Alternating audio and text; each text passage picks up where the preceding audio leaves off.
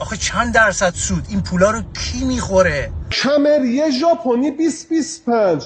ما از فردا میریم ایران مال پارکینگ ولت G2. مگه نمیگن ماشین وارد نمیشه؟ کمری 20-25 وارد شده، پارکینگ وله، اون تی آخرش خونده نمیشه. البته قصد دیس کردن ندارم، ما فقط جسارت نباشه. با سقفی پانا داخل چرم،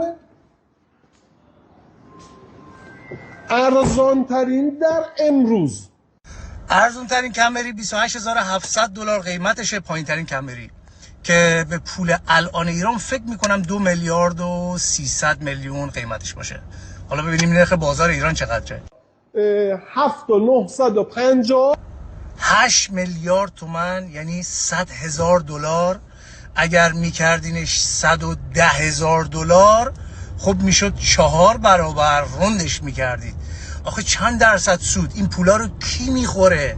میدونم شما فقط دارید معرفی میکنید، بحث من واقعا شما نیست، من برای شما احترام قائلم، ولی بحث من قیمت کسی که قیمت گذاشته است. کمری 20-25 $100,000، یعنی 4 برابر قیمت واقعی، بعد نقد، اونم وقتی همه جای دنیا اون ماشین میشه از دم قسط خرید با ماهی $400. کی میخوره این پولا رو؟ این کی وارد میکنه این ماشینا رو؟